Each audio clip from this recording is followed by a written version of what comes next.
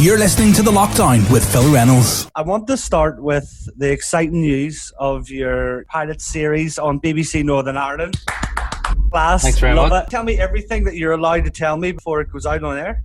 Well, it's a 30-minute comedy sketch show, and it's written and, sort of a lot of the sketches they're all me basically, so you'll be sick of the sight of my face by the end of it. But I'm in different guises for a lot of it, so there's myself, Nigel, Father Pat, Granny Raff is a new character as well, that's kind of come out of it, because I was previously only doing her in sort of Snapchat filters. So yeah, it's a comedy sketch show, different characters. You've got me playing myself, and it's going to be really good. It's come a long way from, as you just mentioned, their Snapchat filters. That's the first real time that I saw you. And I know that you had said before that a lot of your family members had shared videos of you on their WhatsApp doing little impersonations, and then it came around that that's our Paddy. Was this just a bit of a laugh that I don't want to say that the phrase got out of hand, because it's got out of hand in a really, really good way. Was it just sort of to see how it would be received? Yeah, that's pretty much it.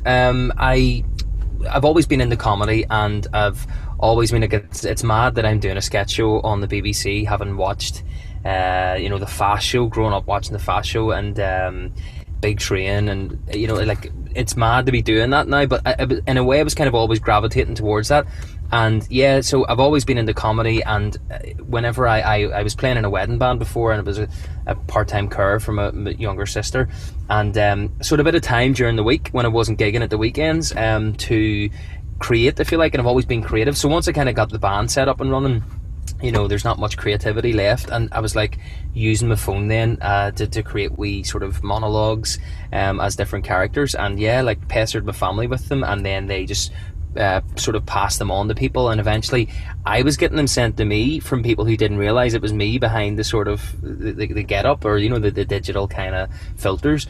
So that I kind of thought there must be something in this, and a lot of sort of different groups, family and friends, were pestering me then. It was towards the end of 2017. They were kind of like going, you should be doing comedy, you should be out on stage, or even put your own Facebook page together so you can take credit for this stuff, because like I say, it was going viral and people didn't know who was behind it or whatever. So it was great that whenever I started in doing my own stuff, I suppose it was March 2018, that I kind of had a bit of a focus group, if you like, already, and a lot of information. Do you know what? I know what way to kind of go with this. So I started from there, and like you say, it kind of did just get out of hand, because I expected it to be one of those things where every couple of months I would do a wee gig at an open mic night somewhere, and that would be it, maybe build up over the years, but it took off like a rocket. I think the comedy works so well just because it resonates so well with everyone across Northern Ireland.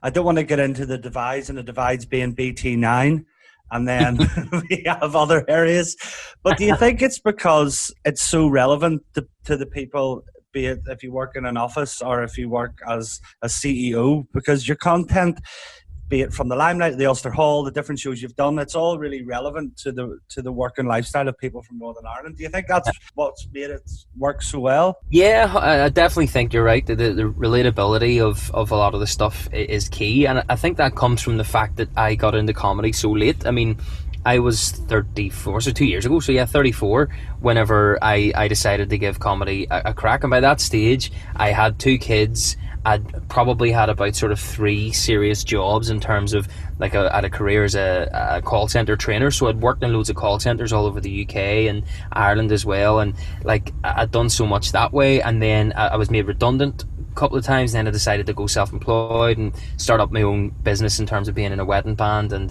DJing at weddings and different things, and also as well being a carer for my disabled sister. So at all these different strands of and a lot of experience, and I think that getting into comedy at that stage with all that experience behind me meant that you have the like I say, experience the relatability factor, and rather than having done comedy and coming out as a teenager or in your early 20s and doing it and just doing that. So I think that the fact that I've been there, I've done that, and a lot of sort of the videos that are inspired by people and situations that I've been in over the years. So like I think the relatability comes from just a life experience, and it's as well that sort of I never decided to just jump into comedy with both feet. The circumstances sort of conspired that I had the opportunity to do it, and I just luckily enough people can relate to the experiences that I've had. I just think it's absolutely hilarious, honestly. Be it Father Pat, the raving priest, or Nigel, or just yourself singing. I think there's just such a broad mix of one person on stage that you can just bring in different characters and just make it so. It's just, I just love it. But when you started out, because, you know, as you say, you only started out a couple of years ago, and a lot of people would have 10 years under their belt, per se, at this stage. Did you ever think that it would, you know, the limelight's big enough as a starting venue away from the smaller pubs and stuff, but did you ever drive past the SSE and say, yeah, I'll be all right, 2 years time, will you see these Snapchats take off, lads, I'll be in there? I did. I used to drive past the SSE and think one day I'll be in there, but I thought it was going to be like doing event sec, like working at a gig, you know, one of the bouncers you see with so no, honestly, I never did, and like it was emotional, sort of driving over to the SSE for the first gig there before lockdown, and like just going, wow, this is such an iconic venue. Because I think that opened in 2000, and I've basically, so I was like 16 then. So every sort of major gig that I've been to, or most of them in Belfast, has been in there. So no, definitely never thought. I mean, even getting into comedy, I never thought you could have a career in it. Really, I wasn't thinking along those lines. Like, I'm going to hit the ground running here. I just took the opportunities as they've come along to me and presented themselves, and I think maybe that has helped, because if you set yourself certain goals and you're like determined to make them work, in a way, then you can kind of scupper yourself a wee bit, and you can lose sight of the fact of like, just get on stage or just get on the, you know, Snapchat or wherever on Facebook and be funny, rather than have these goals and be overthinking it all the time. I've just took the opportunities as they came, and for a lot of it, it's been my promoter that's just gone, you know, do you want to do the limelight? I was like, I don't think I'm ready for that, and he's like, you will be. Sold it out 4 times. He was like, then Ulster Hall, we did that twice. I didn't think it would do one there, and my wife's always really sort of hesitant. She's like, don't be doing the Ulster Hall now. You've done 4 in the limelight and 3 in the Mac, and then we did it and sold it out, and it's just like, I'm like, he wants me to do a second one. Don't be doing a second one. So I just go, look, I'm going where the opportunities, and listening to the people who are more experienced than me tell me you can do this. So whenever he suggested the SSE, he kind of went, all right, look, I'll trust you on this one, on your head be it. So it's turned into 5 nights now. So yeah, I saw that this morning. Congratulations. If these dates continue at the SSE, you'll be moving in shortly, or lodging or something. So it's Saturday, 13th of March, 2021. Yourself and the BT9er will be doing your 5th night of me, myself, and Nigel. And there will be a guest appearance from Father Pat for a bit of an interdenominational all request mass. I'm not going to attempt to try that again. I think I've said it right. Tickets are on sale today, and it must be something that you're really proud of. 4 sold out dates and another on its way. Well, yeah, the momentum has been building through lockdown, and that's what kind of has pushed, I think, with the TV thing as well. Like the two the guys that have commissioned it, Eddie and Justin, they're like they've got like great experience with this kind of thing, and I pitched something to them last year, and it was like, I think I was maybe not ready, you know, and they were kind of like, maybe, you know, sort of watching my career or whatever else, but something to do with lockdown and how things have been going. The sketch show format was then something that I pitched, you know, with Chris Jones, who you know anyway from Nice One.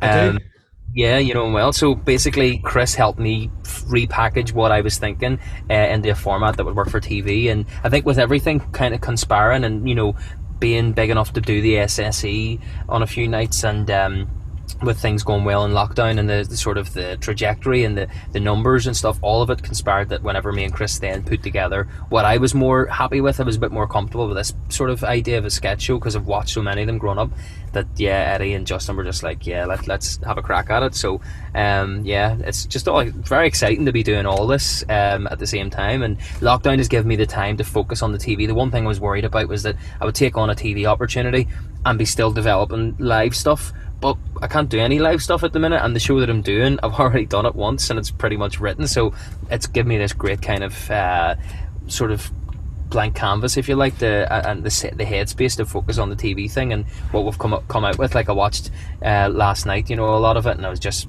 even me, having been so involved in it, can then sit back and finally go, you know what, that's actually brilliant. So it's a great time, you know, great really exciting time. And it can lead to so many different things with network as well, because it's going to be on iPlayer, and it's going to expose you to the networks and regions. So, you know, you've went from having a bit of a laugh on Snapchat to going on the telly. It's been I don't think you could write this if you were to write an autobiography in 2 years. If you wrote this for somebody, they'd be like, okay, right, this is too, you know, sort of full on, you know, dial it back a bit. But yeah, it's just gone. Like, and you said about like iPlayer, I remember, I think it was like 2014, around about then, maybe a bit earlier, that I saw somebody message me, was like, check out this guy Limmy, and he's like Scottish, very sort of Scottish, Glaswegian comedian. But I remember seeing his stuff, and you could get it on iPlayer. And then I've always watched his stuff then, and for me that is a huge thing now. The fact that you know, something that was obviously before iPlayer, it must have been a lot harder, but now the fact that this is going to go out here and then be on the iPlayer, and hopefully people can then pick it up, and well, they can in different regions. But what I'm saying is, I hope that gives me a good footing and starts to bring the brand of comedy that I do to, you know, further. And people ask about it being quite Belfast humour, and I think that is, there's obviously, that's who I am, but with Limmy, his is very Glasgow, but it doesn't mean that you can't access it and you can't just go with it, you know. So yeah, it's exciting to go on and see your stuff on iPlayer again. Like you say, going from doing Snapchat video a couple of years ago to this, it's mad to think that you can go into iPlayer and go type in Paddy Raff, and, oh, there's the Paddy Raff Show. I'm going to be doing that so many times, it'll never get old. All the views will be mine, or they'll be like, yeah, this is going through the roof. Like, that's all the one place, that's Paddy. 500,000 hits and Paddy's got a broken thumb. But just when you're saying about Scottish content, I guess you've really hit that on the nail on the head, because with the likes of Kevin Bridges, he says a lot of things that are predominantly Scottish phrases, like, you know, an empty, you know, we're all going to an empty, like we would call it an empty house, or what we call it, a free house. Free, yeah. A free house. Or you wouldn't call anyone in BT9, I suppose, and then anyone like us in. But Nigel would be a gratuitous property. We're going to. But I guess my point being is from that we get that, and he's Scottish, so there's no reason why, you know, this can't explode into something huge for you. That leads me into. I was reading this last night. This is the first time, if you can remember back, that I saw any of your sketches. It was the time, and I'm trying to read this. I've been trying to read this 2 or 3 times because I was writing down some notes, and I was like, I can't stop reading this without laughing. The first sketch I saw was when Nigel had been out on a night out in the Cathedral Quarter. I'm trying to emphasize my quarter pronunciation there, and he was talking about how he was out and everyone was flying, and Jarlath, this was the quote that got me. Jarlath was trying to start a quarrel with the doorman, right? With the doorman, yeah. And I sent it to loads of people, and I was like, I don't know if this guy is a new vlogger from fresh out of Queen's University, or if he's actually a comedian. And people were like, what is this? And then on the back of that, there was just so many funny videos with the Nigel thing, because I know at the start you've sort of changed it a wee bit in terms of his voice and the way he presents himself. But did you think that you might go with yourself as Paddy, or did you think that Nigel might not work, or what was the plan when you'd started out with the characters? It's with Nigel specifically, is that he obviously started out as a Snapchat filter, and what that used to do was it would obviously give you the moustache, the glasses, and the hair, but it would lower your voice. And so what I've had to do is, in terms of, like, people say, a couple of people have said about the changing look of Nigel, is that there's like 3 stages. The first stage was that one, and then the second stage was, well, when I wanted to take it out live, I had to, you know, sort of be able to represent it live, so I had to recreate that digital filter. So it was a case of, I bought a proper sort of theatrical moustache that you put on with glue, and the wig that kind of was generally similar, and the glasses. So that was the second stage, and that was really hard, because the moustache was really annoying. It was really tickly, and you couldn't move your upper lip. So a lot of his earlier delivery was very sort of like, sort of, I don't know, there was a lot of things I wanted to do with my face that I couldn't do because of this moustache, and then it would start to come off. And in one of the gigs in the Empire Christmas, not last Christmas before, the moustache started to come off. and I was turning around and trying to fix it, so it was really annoying. So I always wanted to move away from that to having, which is what I do now. I'll not give away the complete secret, like, not that it's a massive secret, but the moustache that I have now for it is, you know, it's my moustache just with like extra eyeshadow on it.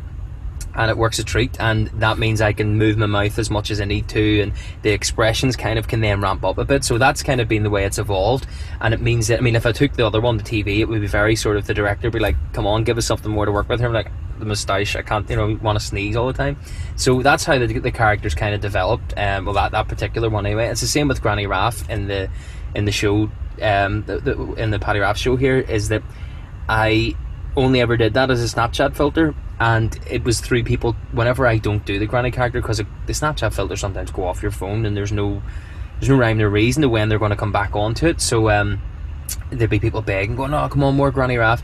So for this, we had to represent and do the Nigel thing again, but in like super quick time, where we got the wig and the lipstick, and you know, and it was like, it looks so good, and it enabled me to play her a lot better, because you're not worried about a filter, you know, cutting out. So that's kind of, for me, is once I get settled into the costume and I have the look down, then that's where the character really kind of comes into its own, and maybe it changes a bit, but it's kind of always how I would have envisaged playing the character whenever you can do it live. Father Pat's just me with a pair of glasses, like, in a dog collar, so there's nothing really. And I'm worried, because I'm going, like, I'm getting to the stage where I need glasses, and I'm like, well, I kind of like the ones that wears Father Pat, and I'm going to walk by people going, there's Father Pat, so I'm going to have to go for something completely different, or else just contacts or something. Contact lenses, they're the future. Get my eyes lasered. My wife got her eyes lasered years ago, like, and yeah, she swears bad, so I might do that. I would just, there's that 1% where you can apparently lose your vision, so that's the only thing that would put me off. Yeah, it's a gamble I'm willing to take, so they don't get called Father Pat all the time. When you took a few gambles in your career and they've paid off so far. You see, that's the one that probably won't work. How did Father Pat come about? Was this something from you feeling guilty to not going to mass when you were younger? Yeah, well, in my set I talk about my granny, you know, like my Protestant granny, who we didn't. I live in West Belfast, and I thought we were all just like sort of thoroughbred Catholics. Then I found out that my granny was actually a Protestant. It was mad, but she had converted to being a Catholic, and then so she was like the most devout Catholic. Well, that's what it was. It was like I was confused by the optics of her being the most devout Catholic granny, but it was because she converted. So yeah, like I always had a lot of experience of going to mass with my granny. She looked after us quite a bit when we were younger, so she would have brought us to mass up in Lenadoon, and it was seeing all the different priests coming through, and I just always thought there was such drama, and there was such comedy in a lot of it, unintentional sometimes as well, that I've always done that, where I've joked about mass and the things that go on, and me and my sister and stuff would have had jokes about it. So it was just one of those things that I again kind of came about by accident. Didn't plan on doing a priest sort of character, but my son Ronan, we bought him this wee microphone.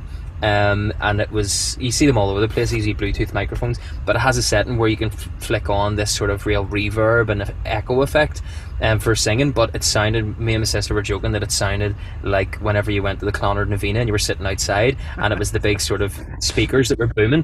So and it also like has a church kind of setting. So I was just walking around the house doing like mass, like just singing along to some of the hymns, just messing about, and then that kind of gathered pace, because I put a video up then of me kind of explaining this microphone and how the amazing settings on it, and I put on a dance song that I happened to have on, that I remember singing a hymn over, going, oh, that's the exact same chords as this hymn. And so I did a bit of that where I was singing over, I think it was Faithless, Music Matters, and next thing I put that up and that went big, and people were going, oh, you got to do more of that. So I've done, I think, maybe about sort of 5, 6, maybe more, probably about 10 videos where I decided, again, he didn't have a name, like Nigel didn't have a name in the start. You just do these things, and if people want them to return, then eventually you go, alright, I'll give them a name. So yeah, that was sort of something again that came about quite naturally, and I just had to have him in the show, because some of the music that we've created, like it was myself and my friend Mark, who's a brilliant pianist, who joins me on stage as Jarlath when Nigel's doing his bit. he's a great sort of composer of music and stuff, so I'd kind of an idea for a medley. He composed it, and then a DJ that we know, Carl, he made the track, so it was like, this has to feature in the show. So it's actually, from anybody that's seen clips who don't really know of the Father Pat thing, they're like, that is brilliant. So I'm pleased they've been able to do that. But in terms of being based on one priest, it's not based on any one particular person. Although the priest that married myself and my wife got in touch recently and like commented on one of the things, like, who's this based on, wink wink, you know. So I think he thinks it might be him. He's probably just looking royalties or something. I'm looking for a few royalties, or free tickets. So some of the stuff you'd said during the Father Pat was the parochial house music. It's just some small lines that you're just like, it's just so funny. And the WhatsApp group, eat, sleep, pray, repeat, and that has now moved to presume the bell tolls. Yeah, like we're probably going to hell very quickly for all of this chat. But there's loads of priests that are like sharing these videos as well, and that's one thing I always laughed at. I assumed that it might be sort of, you know, they might turn their nose up at it, but there's a load of them sharing it. And then like I even got a shout out at the novena. Like, I haven't been in years, but last year's novena, I think it was, somebody, I got all these messages when we were at the novena, and you got a shout out where the priest was saying like, you know, sorry we can't be doing a remix, one of Paddy Raff's remix or something. So it seems to be going down well with them anyway.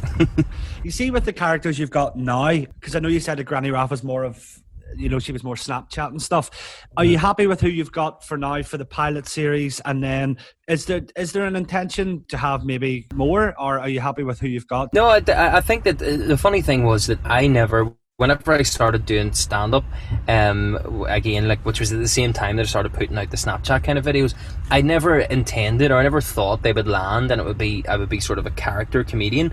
I always just assumed they would just sort of be throwaway videos, and it would always just be about stand-up, and straightforward stand-up as me. And then people started saying, oh, you have to do Nigel live, and I started thinking, actually, do you know what, that would be really, I would enjoy that. And that was it was the first time that I actually enjoyed being on stage, because it was so nerve-wracking. Even though it was going really well, you're always sort of like panicking under the surface. But when I walked out for the first time as Nigel, it was like the Matrix, you know, all slow motion. Like, it was like, and I was responding. It's like, you can be so nasty as Nigel almost, when people were shouting things out from the audience, like going mad. And I was like, sorry, what's that? Sorry, it's the language barrier. Sorry, where, you know, and turns out they're just from like Pullglass or something, you know, Pullglass. So I felt like, wow, and I feel like I can inhabit characters and enjoy myself a lot more. So that's why, with the sketch show, I was obviously keen to involve characters. I think it would be sort of a bit samey if it was just me all the time, unless it was a sitcom, in which case you could, you know, follow the story. But sketches, you know, you kind of want a bit of a variety there. So it was great to get all those characters involved, and there are other ones now that have developed. And in the first episode here, well, in the pilot anyway, you've got this kind of newsreader character, and that's become quite, like, everybody that's seen that so far have gone, they really like that. So and there's other ones as well that I've written that we just didn't have time to cram into the pilot. So hopefully, if we get a series, you'll see a lot of these other characters kind of come out. Some of them might be really popular and end up eclipsing other ones, but like I say, it's just been kind of going where the opportunities take me, and exploring different characters as they pop up, without me sitting down and going, okay, this character is called blah blah blah, and here he is, and this is what he does, this is, you know, and let's go and put it out online. It's never like that for me. It's very sort of natural. I think that's the best way to be. When you're writing your new material and it's good to go, do you test it out with the lads after a few beers, or do you sit down with your wife to go through it? Yeah, no, just really my wife, Kim. Like, the way I kind of work, I've got the shed at the end of the garden, which is, like I say, it is technically a shed, but it's like a man shack, you know. I've got a wee bar in the corner and all, and I just go down there and you get the guitar out for the musical stuff, or just stand with the microphone to give yourself that feeling of being on stage. And if something funny, if you remember a funny story from childhood, or whether it's a Nigel story, I just kind of start telling it to myself almost, and then write down wee notes every now and again. I almost remember to say that. Like, I grew up watching Billy Connolly, and his sort of natural, I think his kind of way of storytelling has seeped into my brain, in that I used to love how he'd be telling a story and he goes off on a tangent, then brings it back and then goes on, but it never feels like he's done too many tangents. You're still able to follow where he's going with it. And so I would do that, and then once I think I've got it nailed in its early enough stages, then I would come into my wife and be like, oh, wait to hear this, and I'll kind of like tell her the story or tell her the joke.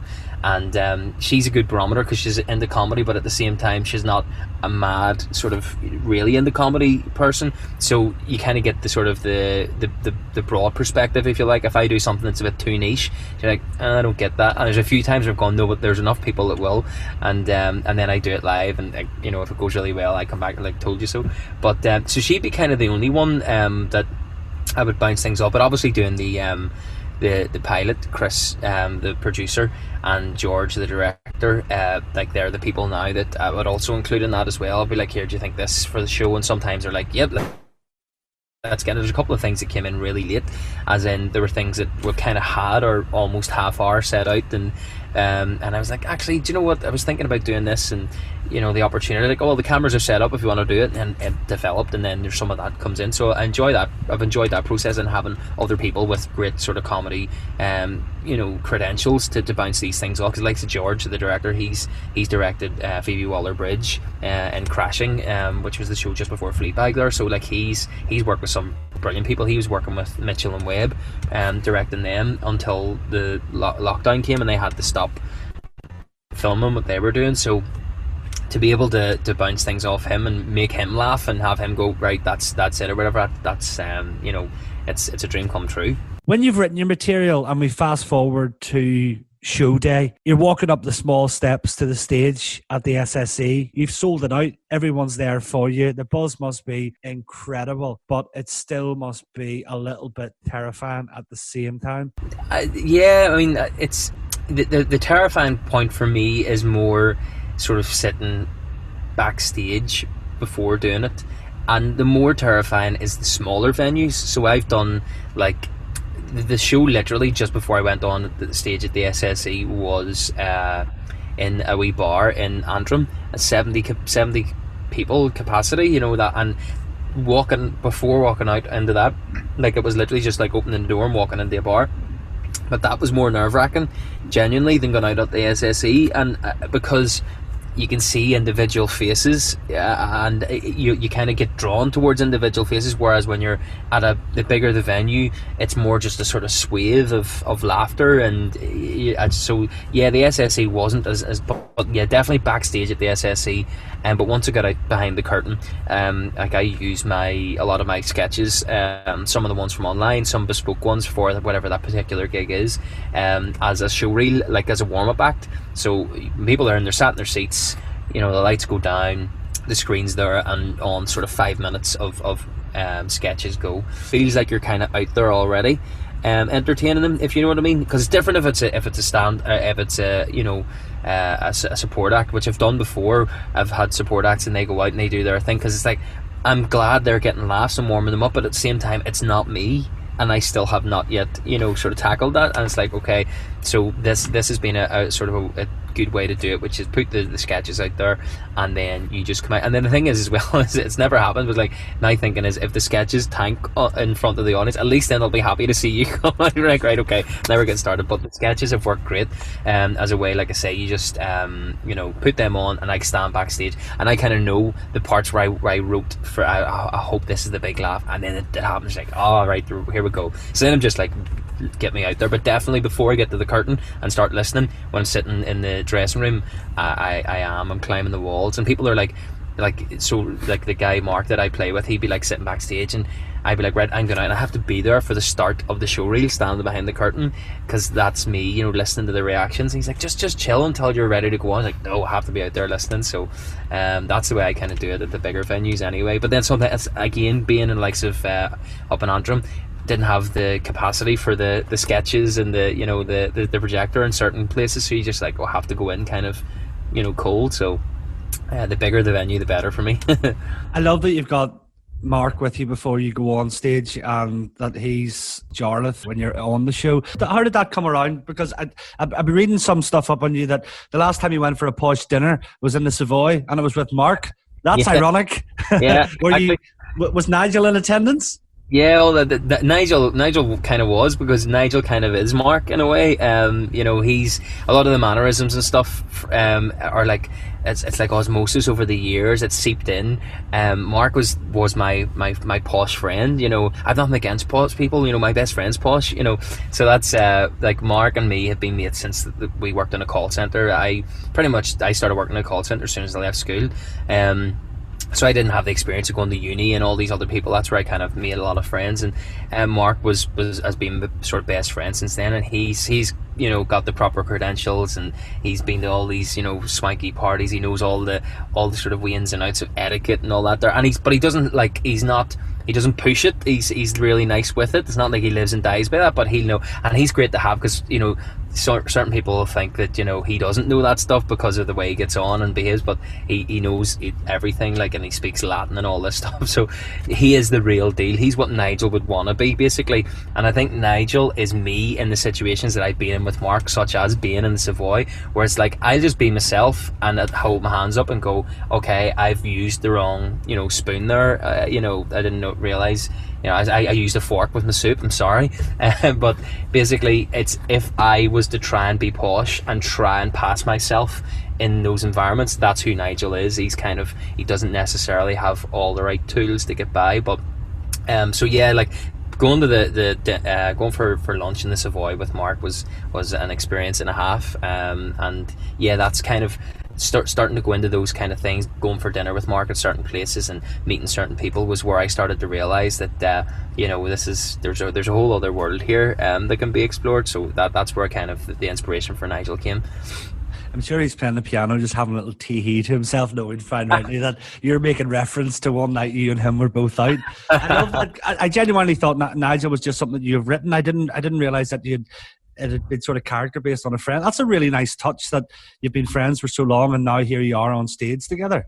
Yeah, like that. Some of the best pictures that I find are like where I'm on stage as Nigel, and look at a wee shot of Mark sitting at the piano and like at the SSE and the whole crowd behind him, and me out messing about pretending to be Mark. But he knows that he's.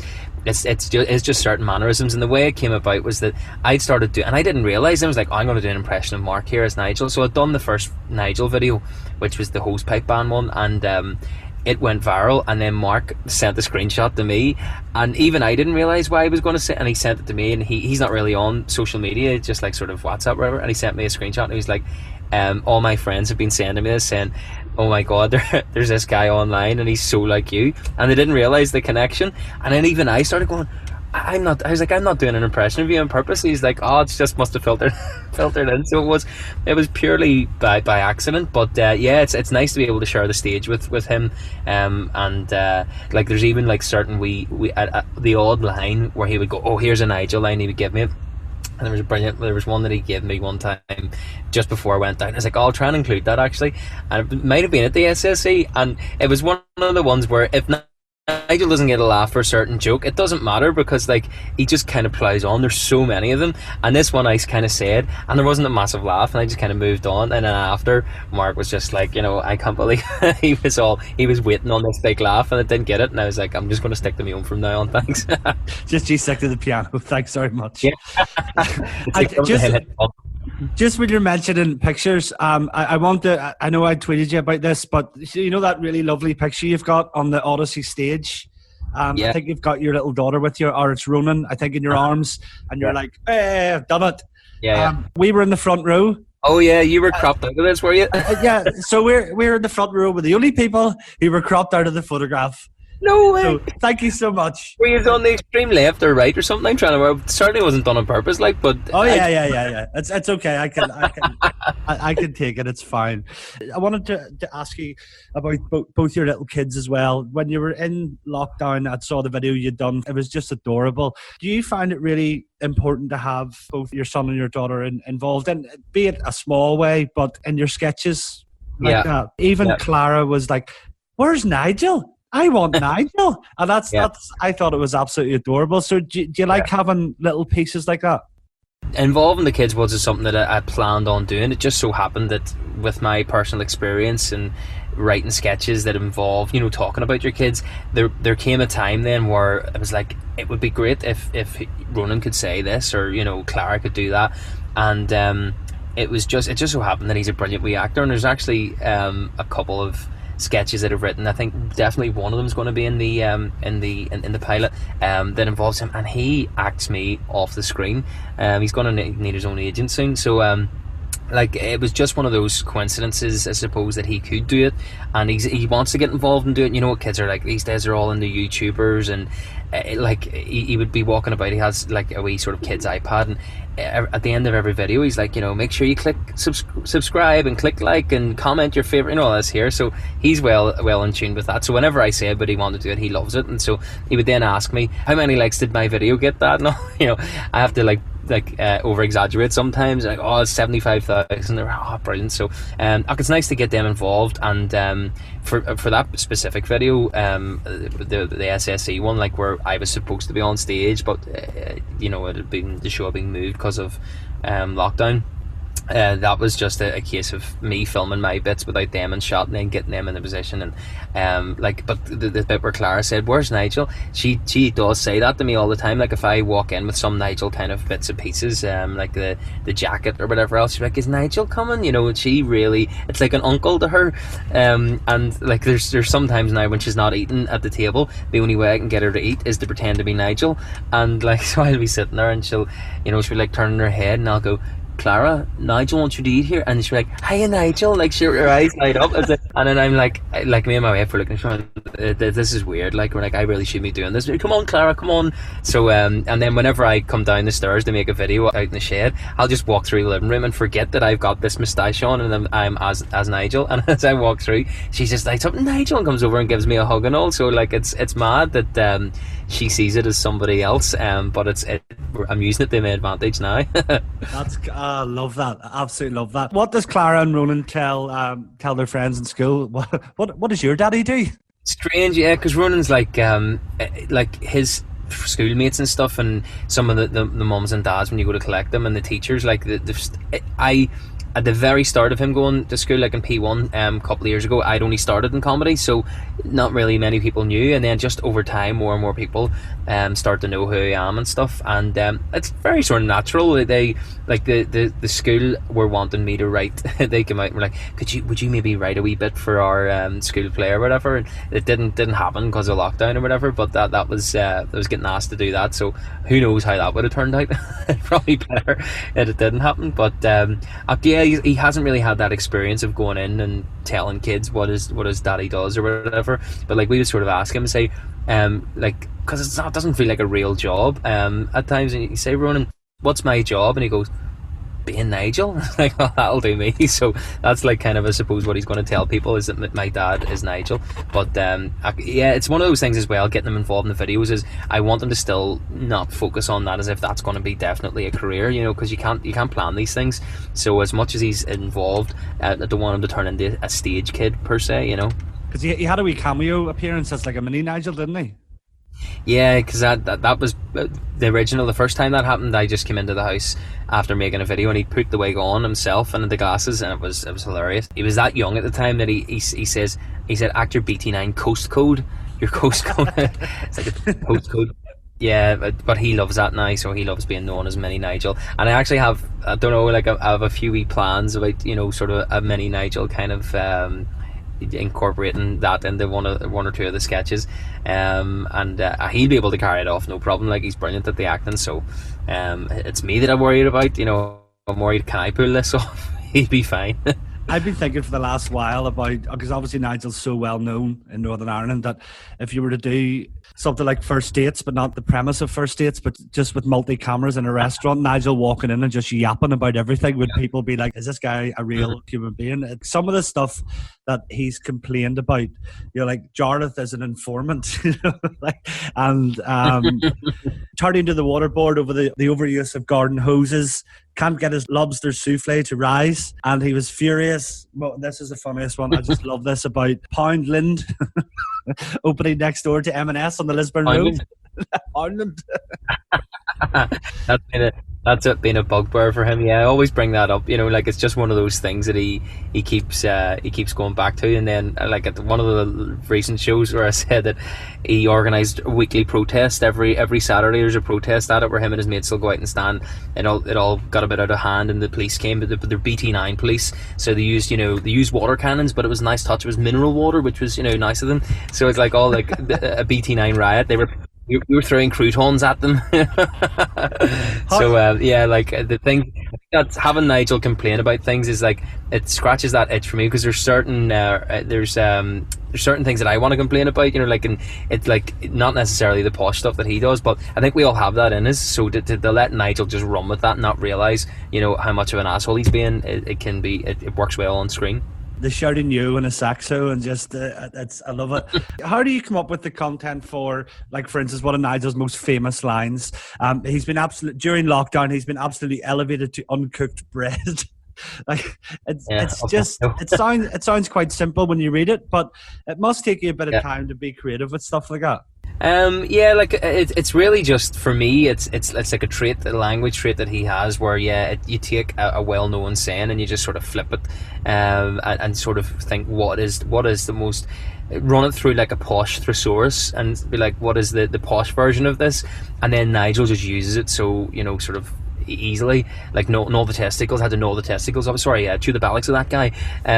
So it's like taking like a phrase that you wouldn't expect him to say, but make it posh, and that's his way of getting away with it almost. So there's a bit of a thought process behind it, where it's like, do people in BT9 speak like this, or is it just him? And I think you find out that it is just him. Even as BT9 mates, like, what are you on about? But it's just, he thinks this is how you be posh, Do you ever go up to BT9 to do a bit of shopping or anything? And are you ever, do you get that dreaded tap on the shoulder? Excuse me, do you mind not making fun of us? I've been run out of it. As Nigel said, I'm potato non grata. Sorry, persona non gratis in BT9. I'm not allowed it. No, they're anybody that recognises me now as Nigel, they love it and all, like, and you see the wee shops like with souvenir actor postcode mugs and stuff like that, and also like, I think that they can see it's good natured enough, and any group that you kind of take the mick out of here seems to be up for it, as long as you're not sort of you're not being completely nasty about it. And if there is any sort of observation that might be a wee bit close to the bone for them, if it is a true observation, I think they'll take it on the chin. Whereas if you're just overplaying something for laughs or to make a point, then I think people will be annoyed. But no, I think everybody here has a great, and I've made the point before, I think that post Troubles here, I think we have this kind of real sense of sort of a thicker skin, if you like, in terms of our sense of humour. So it's great that all these different groups of people are up for a bit of a ribbon. You were the last ever event to take place in Northern Ireland, last major venue before lockdown. Hopefully I'm not the last, and that's it. But yeah, that occurred to me. Somebody made that point, like, was there anything else big like going on there? I was like, no, I think that was it. Like 3,500 people in the SSE. So yeah, it was weird, and I made a joke about it at the time. Kind of lighten the mood a bit, but it turned out to be quite prophetic, and that was. So yeah, it's a dubious honour to have that, but I think we're all just looking forward to getting back to getting these events and getting gigs on the go again. Because the arts industry, like, I didn't realise, entertainment industry, how much it contributes to the economy. And then I was reading stuff, and it's, when you sort of look at different facets of it, like, it's something like 100 billion a year it contributes to the UK economy, more so than even, like, so I was reading, like, versus like Premier League football. It only generates something like 60 billion, say only, but in those terms, you think it's really imperative that we get it back up and running again, not just to give everybody something to laugh about, or the cultural side of it, really for the economy. And so it feels like we're sort of sitting in a bit of limbo here, but I think there's light at the end of the tunnel. It looks like sort of end of the year, start of next year is whenever we'll be able to get back on the horse again that way. I think a lot of people, not just in the comedy circuit, but in a few of my friends work in music and stuff, and they're DJs, and they would say, like, they've written off this year completely. I mean, that's kind of seems to be the way. I mean, like I'll do gigs as soon as I'm allowed to, but nobody's going to force anything, and you're not going to be allowed to force anything either. So we're just kind of sitting back and watching how things roll. But that seems to be a lot of people's perspective. That I think maybe psychologically, it's just the best way to work it is like we can kind of aim for, you know, sort of 2021. That might be the best way to look at it, so that everybody kind of, you know, does the right thing for as long as possible. Paddy, this is the boss. Thanks. Hello. I recognise. Thanks for interrupting the podcast. Okay, I can't read your writing, but Paddy, can my mum read this to you quickly? Sure. Go for it. I'm so sorry. I don't even know what you said. Sorry for interrupting and sorry for keeping you back, but I just have to tell you this. The first time I saw you on video was a couple of months after Philip's dad died, and it was the first time I laughed since it happened. No way. And I've been a fan ever since, and I laughed till I cried. It was so uplifting. Thank you so much. No problem. Thank you. Oh, that's great. Thanks so much. I promise that was not planned. The aircon's making my eyes water. I swear I'm not crying. It's this aircon in the car. It's making my eyes water. That's lovely. I promise that was not planned. Lockdown has been relaxed a little bit. The bars are opening tonight. I'm asking the question: is Nigel going to be out in BT9? Nigel is such a hypochondriac. He's going to stay in lockdown. He's created his own bar in his in one of his properties. I think he thrives so much on the sort of the like going to the CQ, the Cathedral Quarter, that he's going to wait until it's back in full swing, because I can see him just complaining about everything, complaining about, you know, social distancing. And I'm up in Donegal, and I come up and like I've talked about, me and my wife talking about like, when do you think you'll go out again to a bar? And it's like, it'll be a good while. And we arrived up in Donegal there on Monday, and by Monday afternoon I'd been in 3 bars, but I was chasing Wi-Fi. You know when you do that? Yeah, sure. I'd gone in and bought a pint, and then the girl went, I was like, get on your Wi-Fi. She's like, oh, it's not working. I was like, sink the pint next bar. So it was a pub crawl by the end of it, after saying it wouldn't be an any. It's like my dad used to say during the Troubles, oh, you can never go into the bar to use the toilet. They might think you're up to something. You need to have a pint. That old chestnut. You'd mentioned about your tour. You had released tour dates across the UK. It's a bit of a poison chalice, because you'd done so well successfully to have them, and then they were stopped before they started. So will you have to write more current material for that when you get started, maybe next year, or will you go with what you have already? Yeah, I mean, like that's why I made the decision at the start of lockdown to do anything lockdown related now and while it's fresh, because I don't think anybody's going to want to hear the words lockdown again. Like my sister Sarah, who we care for, she came up the caravan last night, and as soon as anybody says the word lockdown, she's like, oh, don't mention that word, I hate that word. She hates it. So I that's why I get rid of all the lockdown material now. And the thing is for me is that my set that I was going to be doing over there, it's kind of, dare I say, timeless. It's like, it's not like satirical. It's not about, you know, stuff happened that week, although you always do write a wee bit before, you know, what's going on in the news, so there will be that element in it. But no, I mean, like, in terms of the set, it's like I won't have had time to go out and tour that to develop a new show, so I don't want to be going out and making these people the guinea pigs for new material. So I think I owe it to those people to do the show that I put tickets out for, because they may have had friends or family that have come to see it here and whatever else, and you go and do a completely different thing, you know, it might work, but I'd rather just do what I was planning on doing with it. But obviously I'll not do it word for word the same. We'll be changing it about a bit and bringing in some of the new SSE stuff as well. So I was even looking forward to go on the likes of Manchester, because I've been there plenty of times as a United fan, and to go there not as a tourist and to do something like that. I'm actually going to do a gig here. It was like wee silly things like that, because I've only started comedy just over 2 years ago now. I haven't had the chance to tour loads of places, and so yeah,